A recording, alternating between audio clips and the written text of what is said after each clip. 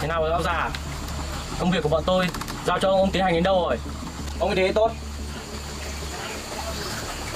Thưa ông, cô Tử Hiến mất tích, thằng sát màu có vào đây không? Thì tôi cũng Không có gì đáng giá cả. mới làm lùng ở đây mà tôi cũng tìm công việc của toàn giao, tôi đến tìm thông tin nhưng mà không tìm được, nhưng mà cũng không gặp rác ở đây cả. Chúng tôi còn nhiều thời gian để gặp ông đâu. Rác đã tin tưởng ông rồi. Bây giờ ông phải tiếp cận nó để lấy thông tin cho đại ca tội chúng tôi. Cố gắng rồi. Nếu có tin tức gì của con Tử Tiên, ông phải thông báo ngay cho chúng tôi. Rõ chưa? Lần mà làm xong việc, tính mạng của con gái ông sẽ được đảm bảo.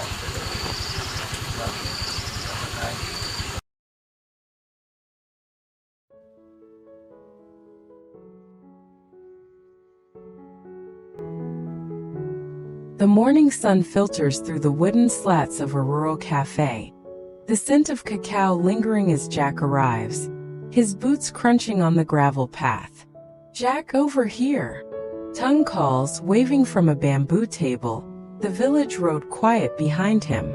"Hey, good to see you, sorry for the rush," Jack replies, his tone warm but tense, pulling out a chair.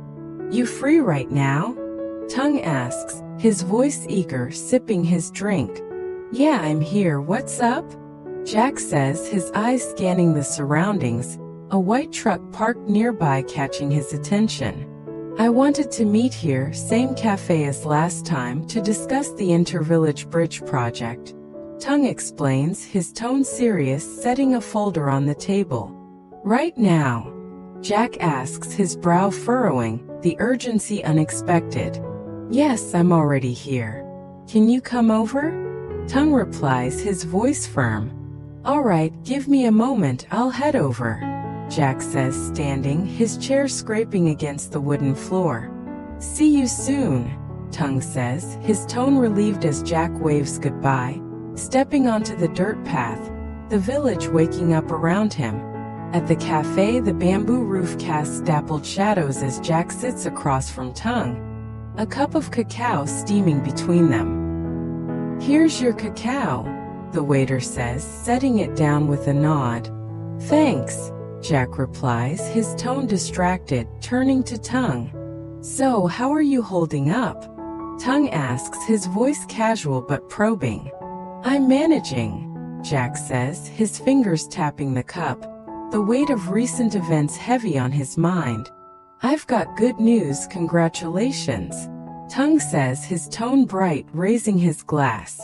"For what?" Jack asks, his curiosity piqued, leaning forward.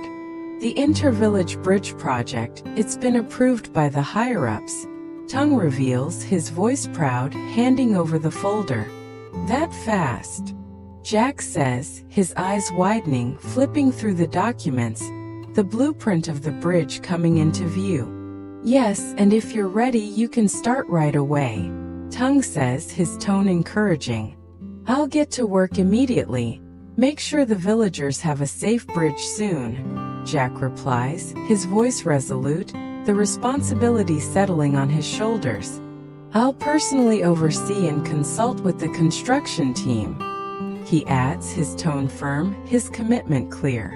"I trust you, your work always prioritizes quality and safety," Tung says, his voice approving, sipping his drink. "Here's the full project file, already 5ed and reviewed. Take it and start the build," Tung says, sliding the folder closer. "I'll take it and start supervising on site," Jack says, his tone steady, tucking the file under his arm. "By the way, are you busy these days?" Tung asks, his tone curious, leaning back. "I've got some family matters but nothing too pressing, what's up?" Jack replies, his voice cautious, sensing more. "We've got a few irrigation projects coming up. If you're free, could you take them on?" Tung asks, his tone hopeful. "I had to pause another project recently, but I can look into it. Let me sort my schedule and I'll get back to you," Jack says, his voice measured, balancing his priorities. "The higher-ups see you as a top engineer. They'd love for you to handle the irrigation work." Tung presses, his tone encouraging. "I appreciate the trust," I'll do my best to fit it in, Jack says, his voice grateful, the pressure mounting. Take your time. Let me know when you're ready and I'll send the files. Tung says, his tone understanding, raising his glass. Drink up, he adds, gesturing to Jack's untouched cacao, the steam curling in the air. I should head out. Got some things to handle, Jack says, standing the folder under his arm. The rainy season's coming. I want this bridge done for the villagers soon, he adds, his tone urgent, the stakes clear. Safe travels, Tung says, waving as Jack heads out, the village road stretching before him, the weight of his tasks heavy. Back at the house, the morning light spills into the wooden kitchen as Jack's mother stirs a pot, the aroma of rice filling the air. Jack, you're back, she says, her voice warm, turning as he steps inside, the floor creaking beneath him. Hey Mom, I had some early business, he replies, his tone soft, setting the folder on the table. I didn't want to wake you, he adds, pulling out a chair, the carved wood familiar under his hands. You look tired. I wish I'd made breakfast, she says, her voice laced with concern, her eyes searching his face. I ate, don't worry. How are you feeling? Jack asks, his tone gentle, pouring her a glass of water, the liquid catching the light. A bit weary, didn't sleep well, she admits, her voice faint, stirring the pot, the steam rising. I've handled Tien's situation. She's somewhere safe now, so you don't need to worry, Jack says, his tone reassuring, his hand resting on hers. Stay close to home for a while, okay? It's not safe out there, he adds, his voice firm, the danger lingering in his mind. Dung called. He said she's secure down there, she says, her tone relieved, setting the spoon down. Good, I'm heading to the farm later to check on things, Jack says, his voice steady, his plan unfolding. The bridge project got approved. I'll be busy, but I've got everything under control, he adds, his tone confident, easing her worries. You always do. I'm proud of you, she says, her voice warm, a small smile breaking through her fatigue. Meanwhile, at a secluded rural home, Tien kneels in a garden, the scent of earth and flowers around her as she pulls weeds, the sun warm on her back. Tien, come rest, it's getting hot, an older woman calls, her voice kind, standing on the wooden porch, a basket of vegetables at her feet. I'm almost done, Auntie, just a few more.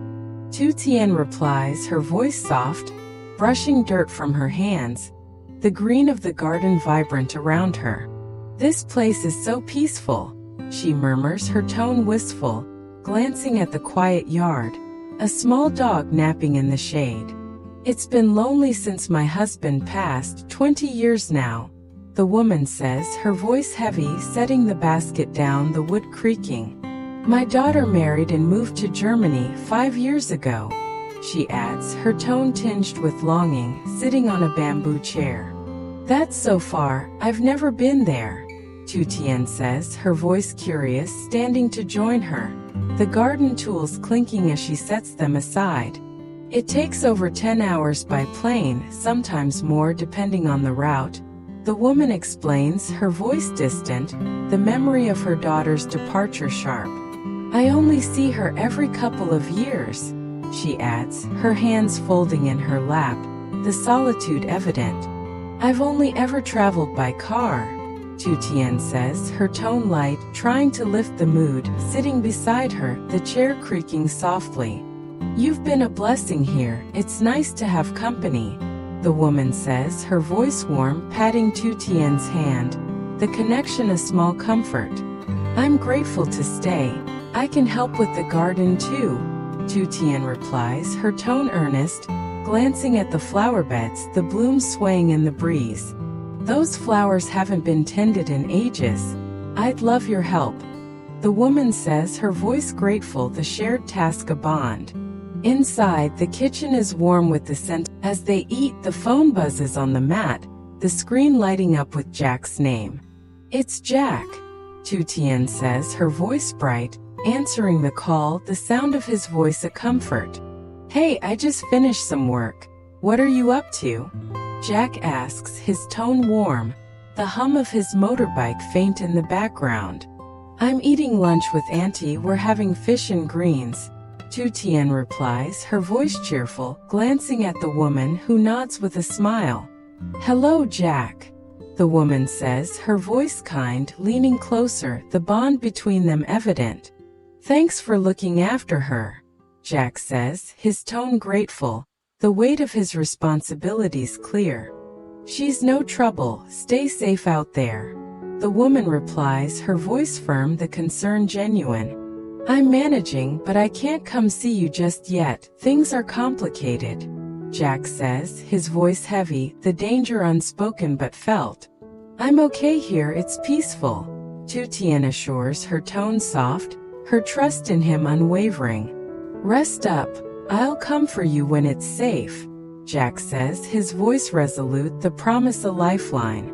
"Tell your mom to be careful too," Tien adds, her voice worried, the stakes high for them all. "I will. Can I speak with Auntie for a moment?" Jack asks, his tone polite, shifting gears. "Of course," Tien says, passing the phone, the woman's hand steady as she takes it. "Hello, Jack," the woman says, her voice warm, holding the phone close, the kitchen quiet around them. "Hi, Auntie, I need a favor," Jack says, his tone earnest, the urgency clear. Tien can't go out to buy things. "Could you pick up some clothes and essentials for her?" he asks, his voice steady, the request practical. "Of course, I'll take care of it," the woman replies, her tone reassuring, glancing at Tien, who nods gratefully. "It's a bit lonely here, but she's safe, that's what matters," she adds, her voice firm, the isolation a small price. "Thank you, I'll send money for the shopping," Jack says, his tone appreciative, the arrangement a relief. "I've got some cash Jack gave me. I'll use that." Tien interjects, her voice helpful, pointing to her bag, the solution simple. "That works, keep it for emergencies too," Jack says, his tone approving, the plan set. "I'm a bit under the weather, but I'll be fine," he adds, his voice strained, a faint cough escaping. "Take care of yourself, drink some medicine," Tien says, her voice concerned, the worry evident in her eyes. "I'll manage, stay safe there," Jack replies, his tone warm, ending the call, the connection a brief comfort. As the woman prepares to head to the market, Tien washes dishes, the clink of plates soft in the sink, her thoughts drifting. "I'll grab your things, stay here," the woman says, her voice kind, grabbing a woven basket, the market a few kilometers away. "Be careful, Auntie," Tien calls, her voice soft, drying her hands, the weight of her situation heavy. "I'll be back soon," the woman replies, stepping onto the dirt path, the rural landscape stretching before her, the quiet both a comfort and a reminder of their isolation. "I hope the farm's okay, and my father," Tien murmurs, her voice low, sitting on the porch, the small dog curling up beside her, the uncertainty gnawing at her. "I'm always making Jack worry, I wish I could help more," she adds, her tone heavy, stroking the dog's fur, the burden of her helplessness sharp. At the farm, the air is thick with the scent of hay as the father tends to the pigs, their grunts filling the silence, the wooden barn creaking in the breeze. Two men approach, their boots crunching on the gravel, their presence jarring in the stillness. "Hey, old man," one calls, his voice rough, his eyes scanning the farm, a motorbike parked nearby. "Hello," the father replies, his voice shaky, setting down a bucket, his hands trembling. "How's the job we gave you going?" the other man asks, his tone cold, stepping closer, the threat implicit. "I've been watching the farm like Jack asked, but I haven't seen Tien," the father says, his voice unsteady, the lie heavy on his tongue. "I asked Jack, he doesn't know where she is either," he adds, his tone pleading, the pressure mounting. "You better not be playing us," the first man snaps, his voice sharp, his hand resting on his belt, the menace clear. I wouldn't dare, my daughter's life is in your hands, the father says, his voice desperate, the stakes a constant weight. Jack hasn't been here since she disappeared. I've been looking but nothing. He continues, his tone earnest, the deception a gamble. Don't mess this up, we're not to be trifled with. The second man warns, his voice low, his gaze piercing. This place is a dump, nothing worth taking. The first man scoffs, kicking a stone, the farm's simplicity a stark contrast to their intent. That bike, who's here? The second man asks, his voice sharp, spotting Jack's motorbike, the suspicion immediate. No one, I've been alone. The father lies, his voice trembling, the risk of exposure high. Jack trusts you. Get close to him, get us information. The first man orders, his tone commanding, the father's role clear. I'll try, if I hear anything about Tien, I'll report it. The father promises, his voice shaky, the pressure suffocating. Do it right, and your daughter lives.